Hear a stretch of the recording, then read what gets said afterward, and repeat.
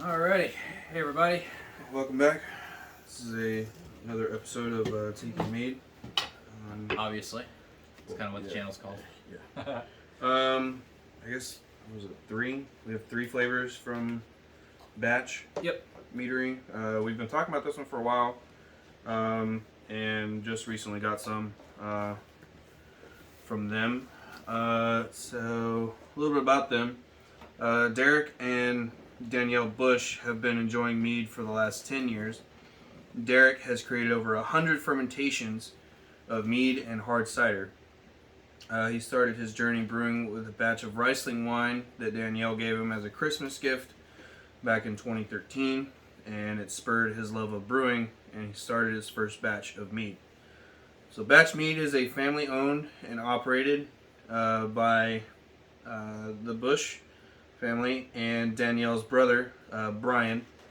At Batch Mead, we love locally sourced honey, apples, and other ingredients. We focus on small batches to keep taps rotating and deliver delicious meads and hard ciders. We recently won a silver medal from the Sunset Wine Competition for last year in 2021, and Best in Show from the San Diego International Beer Festival in 2020. Alrighty. They are located in Temecula, which is in Riverside-ish. I can't remember. I believe so. I will look that up before we actually post this. But, so of course, the ones we got, as we always do, start off with a traditional or semi-traditional. This is called their Sweet Oak. So, beautiful color, beautiful clarity. They do come in these half bottles, which is kind of cool. And it's 14%. Yeah, so I do have the little write-up. If you want to start getting us tasters going here, I'll pull up the little write-up thingy that they have. It's a sweet traditional mead aged for 10 months on charred American oak. And if this is your first time coming across our channel, they even put it on the bottle. Mead is alcohol made from honey. You can order online at batchmead.com. It's produced and bottled by Batch Meadery. Obviously. Well, yeah. So, so the honey variety is California Orange Blossom. Should be notes of creamy vanilla honey. Yeah, and it should be on the sweeter side.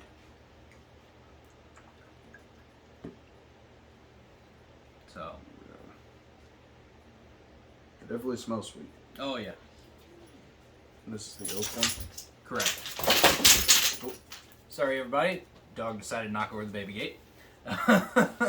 Someone was excited. Alrighty, go ahead and give that sucker a sniff. It smells very sweet, Oh yeah. which is kind of typical for orange blossom honey.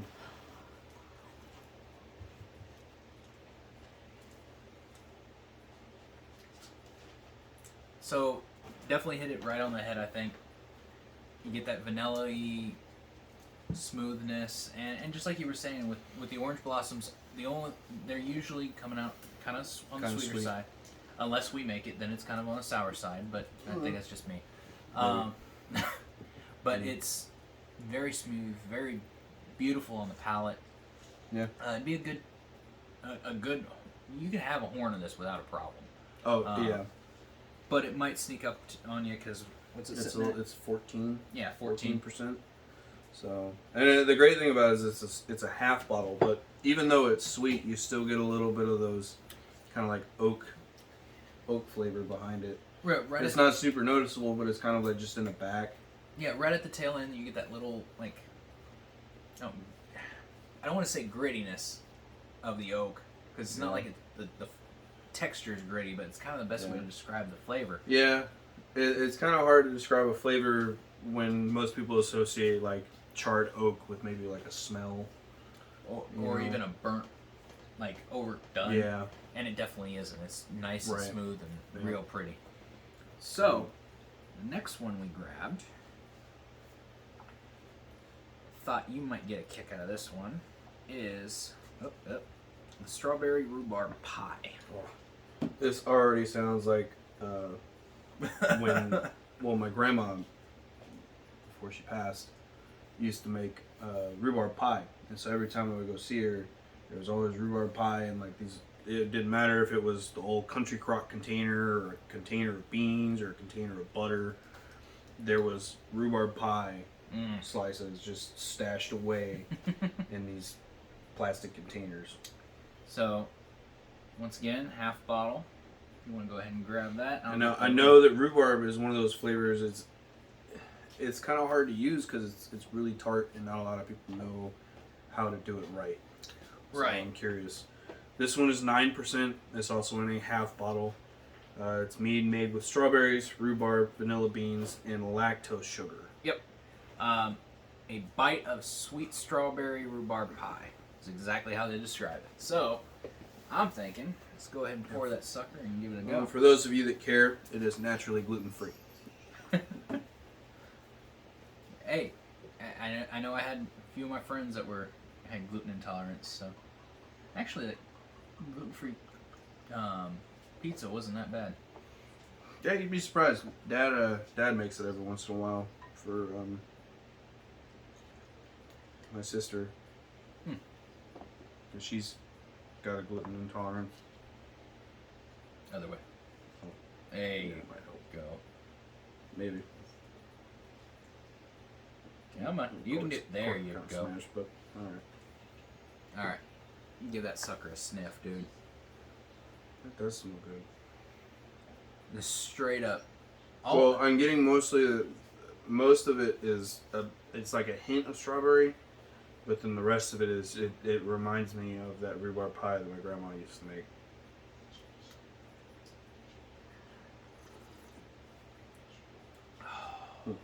Super sweet, super smooth. I get the strawberry a good amount, and then rhubarb comes in, kind of hints at your tongue. Yeah. It's an interesting flavor. It's not something that I would have ever expected to experience from tasting a mead. Yeah, it's not. It's not. It's a nice level of sweet and tart rolled into one. Yeah, it's definitely one that could definitely have a few more, and definitely could get in trouble with that one. Yeah. Because you don't taste the alcohol at all. Yeah. Now this one, I know this was one that you were curious about, if I remember correctly. This is called Midnight. It is carbonated blackberry and black currant mead, and this sucker's coming in at 10%. Of course, it's this beautiful so it's kind of in the middle. Black bottle there. Yeah. Let's see if there's anything else on the little dance card for us here. Oh, that's not it. There we go. Tasting note, sweet, 10%. That's about it. Yeah.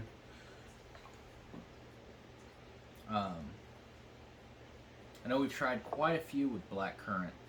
And yeah, I think we've had a few. We've had several that were blackberry flavored, and they've been kind of tart. And I think this might be, if it's not the first, it is definitely one of the few blackberry, and blackcurrant flavors that I think that we've had. Yeah. So pretty much right off the bat, you definitely can smell the blackcurrant. You can get that kind of tartness from that. Don't stick your nose in it too far because you do get some bubbly on it. Yeah. And of course, it's that beautiful dark blood red color.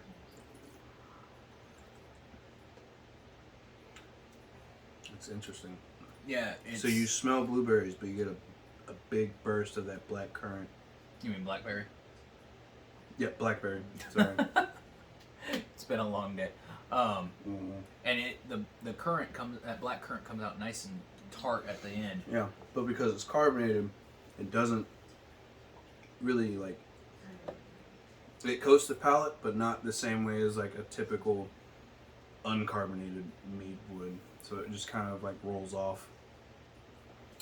Yeah, it's just enough bitterness to let you know it's there, but not enough to make you want to shy away from it. So yeah, it's definitely one I could probably sit back and drink more. Oh yeah. Well, final thoughts on this one? I mean, I know that we've been talking about checking out Batch Meadery for a long time. I'm glad that we finally did. Yeah. Yeah, I'm just kind of impressed that they were able to get that rhubarb flavor out of that one, because it it just reminds me so much of Grandma's rhubarb pie. But yeah, that blackberry and blackcurrant one is definitely one. It tastes kind of how I would have expected it to. Mm. You know, that blackcurrant is. I really like that flavor, and the more that we've tried that, the better it has become. Yeah. You know, but even the basic traditional one with that sweet oak, it's got that nice little bit of oak flavor in the background that really rounds that out. Oh yeah. Well, and that's the thing. Like the rhubarb and the blackcurrant, they can be difficult to work with. Yeah. You know, as we found from some of the other meaderies that we've tried, where it just either that blackcurrant just hits you right in the face, or you don't get it at all. Mm-hmm. And I think I remember having one with rhubarb that it was like, yeah, I don't remember that one at all. Not feeling it, Yeah. But they definitely pulled them off. Like the traditional, absolutely beautiful, just what you would expect. That pie. I'm taking a piece of rhubarb pie. That's what it is, Yeah. and Definitely. that blackcurrant just mixed with the blackberry, beautiful. Yeah. So That has always been a perfect and really good combination, and I like that it's carbonated because it gives a different texture. Yeah. Oh yeah. We're definitely. I have a feeling we're gonna have probably a part 2 of theirs, because they got a few more that we didn't try. So, Batch, if you guys are watching, great job, absolutely awesome. Yeah, thank you guys so much for putting on a really good mead. So, so which one are you thinking, man? I think I'm gonna kill this rhubarb, the strawberry rhubarb. Yeah, I'm kind of feeling the traditional. So.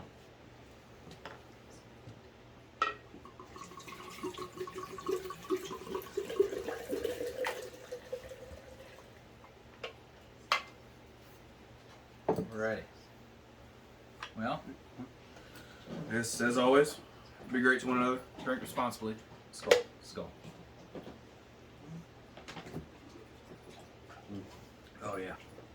Oh, that's so good.